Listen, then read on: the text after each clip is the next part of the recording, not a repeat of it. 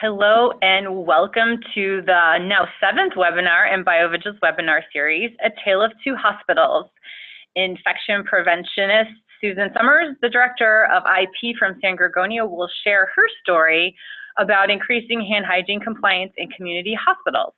This is a panel discussion, and I am your host, Amanda Holden-Sinisi. A few housekeeping items before we get started. Your line is automatically muted, so you don't have to worry about muting yourself. And this webinar is really designed for you, so please do ask questions using the QA message box, and we will do our best to address all of those questions during our presentation. I'm also pleased to have with me here in the room our Vice President of Customer Success, Sarah Haroff, who will help us in fielding some of those questions since last time they were coming in at a very high rate. For those of you who are with us for the first time, welcome, and welcome back to those of you who have not been with us before. We're very happy to have all of you. BioVigil's webinar series features key opinion leaders who are making a significant impact with patient safety and experience in hospitals. Speakers will share data insights and best practices that have made their organizations best in class in culture of staff and patient safety and driving exceptional patient experiences. So at this point, I am very pleased to introduce our one speaker that we have today, and that is Susan Sommers. She is the Director of Infection Control and Risk Management at San Gorgonio Memorial Hospital and has over 40 years of combined experience in nursing, infection prevention, and leadership. Susan earned her MBA from the University of Redlands in California. Her personal achievements range from Student of the Year to a health and fitness structure, so very well-rounded. Susan is excited to work in a hospital that has access to the latest technology to help drive her efforts forward. Susan, welcome. Thank you very much, Amanda. Nice to be here. Well, we're really happy that you were able to make it. Yes, really. So for those of you who were with us last time, we had Marianne speaking with us from Bingham Hospital in Idaho, and that was quite a treat. And this week we have, well, today, now we have Susan back with us. So a lot of the questions, if you were with us last time, will be the same, and we're hoping that we'll have some more from our audience, but Susan will provide, I'm sure, quite a different perspective than the perspective we heard from Marianne. So, so let's get started. Susan, are you ready? I am ready. Fantastic. Well, I think if the audience has had an opportunity to read the case study, they'll know that you had a significant reduction in C. diff, 55% to be exact. With regard to C. diff infections, would you have changed or unchanged that statistic without BioVigil, do you think? Well, I think BioVigil certainly helped us because it improved our compliance with hand hygiene dramatically. Okay. Can you share some of the other things you did as well, just because we know that it's not always just about hand hygiene, but there are probably a couple of other things that the hospital did to assist with that? We changed the way we did our lab testing and collecting of our specimen, the timing of that. Mm-hmm. And we got physicians buy-in to do a much better history and physical in the emergency department. We were missing a lot of, low-hanging fruit, if you will, just because they weren't doing, a complete history and physical. We have a large collection of nursing homes close by us, and C. diff tends to run rampant in the nursing homes. Mm-hmm. I think we should get BioVigil out to the nursing homes, is what I think. I think that'd be a great idea. But we also have, not to downplay the hand hygiene at all, but we also have a gentleman here who's doing a research project, and he has some vaccine for C. diff that's still in research, and he's been using it on the patients that are appropriate for the trial, and he's seeing some very good results. So I think a combination of everything all at the same time has really helped. We've only had, up to this point, knock on wood, 2 C. diff infections for this entire year that were hospital acquired. Last year we had, 17 or 18, I believe. Wow, that's pretty amazing progress. It is, in 1 year. Susan, I know that you have seen usage of BioVigil has varied throughout the hospital. Have you seen that those C. diff reductions or changes are isolated to certain areas of the hospital? Well, we tend to see the C. diff in the emergency department and in our med-surg areas. And we have director in our med-surg area who has just embraced BioVigil 100%.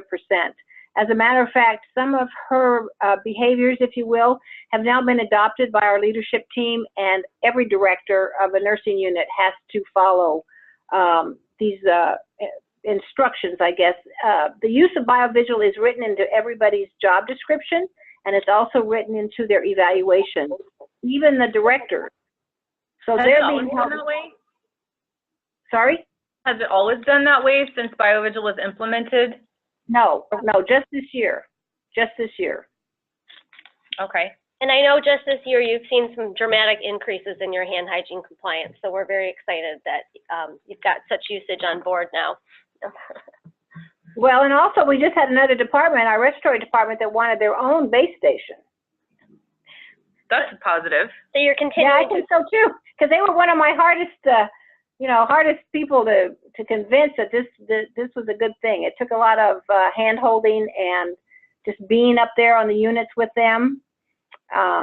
I also did a 2-hour study down in the emergency room at the request of the director, because she was feeling that they didn't have to do this in the emergency department, that they didn't have time, and they were saving lives and all of that. So I went down there for 2 hours, and I followed a nurse around, and she did a beautiful job, of course, and it was very simple. It didn't take any more time. So we got much better compliance in the emergency department after that. Fantastic. Great. So what have been some of your biggest obstacles after implementing BioVigil, Susan, and how would you address those? Well, because I wasn't here when BioVigil was implemented, I sort of had to come in and undo the bad behaviors and then redo the proper behaviors. I have a different management style than the person that was here before, so I'm more interactive, and I just get right in there with them, face to face, if you will, and work with them. And so I think having to overcome, the behaviors from before was probably the toughest thing I had to do, and gain everybody's faith and trust again. It was pretty much just thrust on the staff, and I think if you get their buy-in in the beginning, it's much easier to work with. Like any new product or any new project, you really need to have the frontline staff buy in on it. Okay, so you need your champions, That makes sense. So on that note, who are your champions at your hospital? Who are your biggest supporters? The med-surg director, she has the biggest patient load and staff. She's been absolutely phenomenal in supporting me with this. Yeah, and also our CNO. Our CNO has been very, very supportive as well. If I recall correctly, Susan, I believe your med-surg director as well as your CNO have found ways to reward the staff. I believe that, like with dinners or lunches with the CNO and things like that. Or yes, they have. Yeah. Yep. Meet and greets. Meals always work well with nurses, as you know. A recognition in our newsletter, and they also were recognized in our little local newspaper, the med-surg staff. Oh, really? I didn't. That's fun. Yeah, that was fun. So they've, and of course, our med-surg director is just a phenomenal lady. I'm very fortunate to have her here. Okay. Can you talk, Susan, to our audience about BioVigil as far as your job is concerned? Does it make your job easier, better, less stressful? Do you have more believable data from an infection prevention perspective? Can you touch on all of those pieces? Well, because I had a lot of work to do in the beginning to get everybody on board, that was somewhat of a negative. However, now that I have everybody on board, it's certainly a lot easier than secret shopper data collection, as I'm sure everybody knows, and it's much more dependable than secret shopper.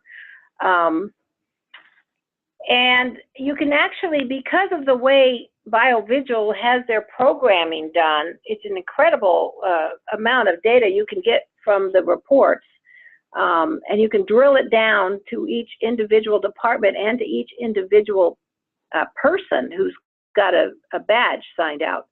So that makes it really easy to find out who are the non-compliant staff and then who are the very compliant staff. What, Susan, are you doing with those reports? Are these reports that you get emailed to you automatically, or do you go into the data suite and look up specific things based on your meetings, your board meetings that you have? I can actually, I get both. I get automatically every Tuesday, and they also get sent to the directors of the departments, their individual reports.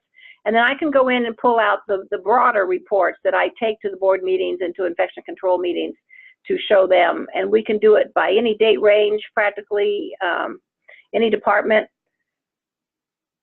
Great. And so with regard to the data that you share, what is the response then from your management team? Well, excuse me, in the beginning, I had to explain the graphs to them because they didn't really understand it.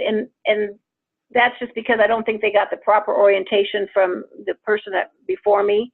But now that they know what they're seeing, of course, it's very easy for them to see how well we're doing. And we just got our CMS Hospital Compare preliminary report back, and our infection rates have dropped from the previous one. And so when I brought that up to the board, we have a couple of nurses that are on our board, and they could understand the correlation between hand hygiene and those infection rates as well.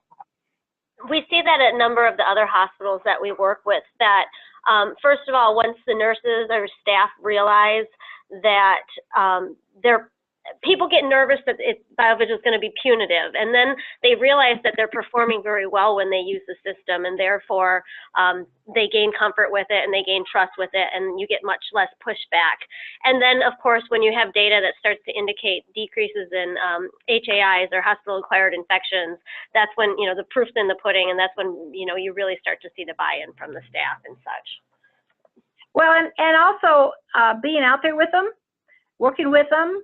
I think the biggest time consuming project I have right now is just changing out batteries in the keys. That's it. And we're always happy to help you with that. Well, and I'm very fortunate that, I mean, we're a small hospital, so it's easy for me to get around. And I always carry batteries with me so that I can change them out right then and there, because it doesn't take any time at all. But I'm very fortunate to have a member of our engineering team that helps me too. And he's very responsive to any of our needs. So is our IT department. And I'm not saying that we have a lot of issues with any of those areas. I'm not saying that at all. I'm just saying that I'm very fortunate that I have some supporters here to help me when I need it or when the staff needs it. That's great.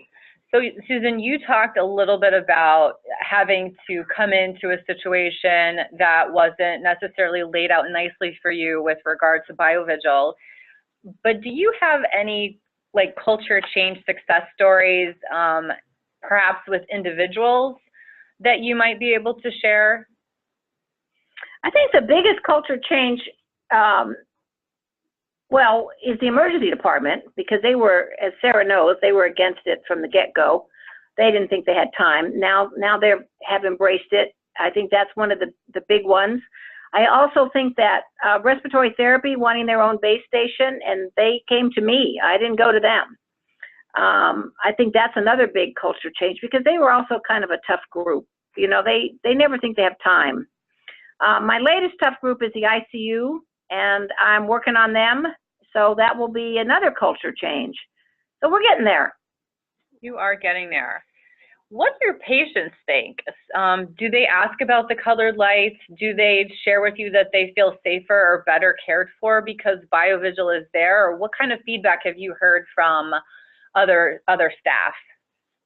Well, you know, we kind of force feed the patients, because we have table tent cards that are on the overbed tables that talk about BioVigil, that have the stoplight with the colors.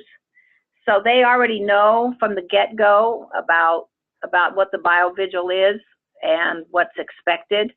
Some of them have, asked the nurses if they've washed their hands, which I think, probably is training from another time. But they can see right from the table tent cards that, it's important to us. And it's pretty self-explanatory. So I haven't heard a lot of comments from the patients.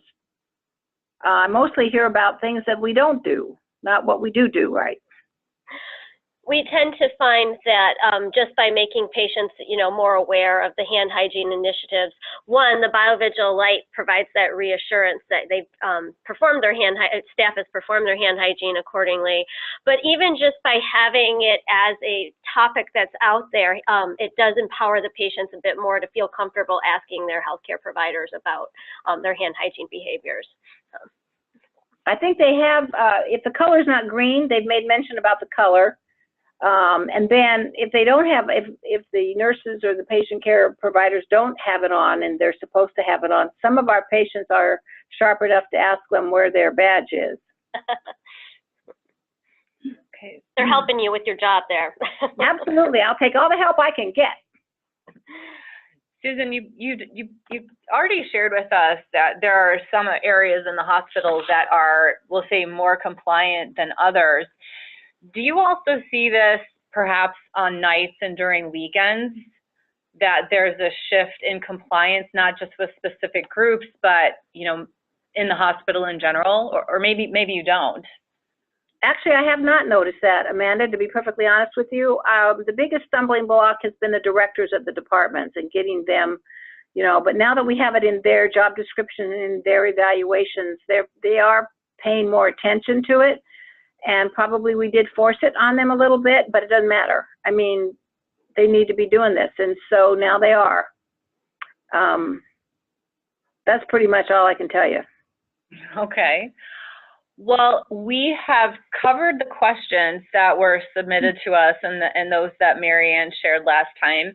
Is there anything else that you'd like to share with the audience about San Gorgonio or your experience with BioVigil or the importance of reducing HAIs? Well, of course, we all know about the importance of reducing HAIs. And our little hospital, we're a rural hospital, really. We're only 79 beds. And to move the culture in this facility is very difficult. But this product helps move the culture. And I think that that's an important concept if you want to get your culture changed. This is very helpful in doing that. It also helps that, you can call on you guys, call on Sarah. I mean, Sarah's just a tremendous support system. So that's all helpful for me. And then, of course, I can pass that on to the staff. Okay. Thank you, Susan. I didn't bribe her to say that. Well, Susan, thank you so very much for taking the time to speak with us today. I'm just a quick thank you to Marianne, who was here with us last time, who answered some of these same questions. And Susan's case study, the San Gorgonio case study, is available on biovigil.com/outcome/data-reports. And just look for the BioVigil work section, and you can download that and read that when time permits. So we thank Susan again for joining us and sharing her story. I know it's often difficult, especially for hospital workers, to take time out of their day, so we're very grateful to you. And we want to wish everyone who joined us today a wonderful holiday season, and we look forward to spending more time with you on the BioVigil webinar series in 2019. Thank you so much. Thank you very much. Thank you. Bye. Bye. Bye.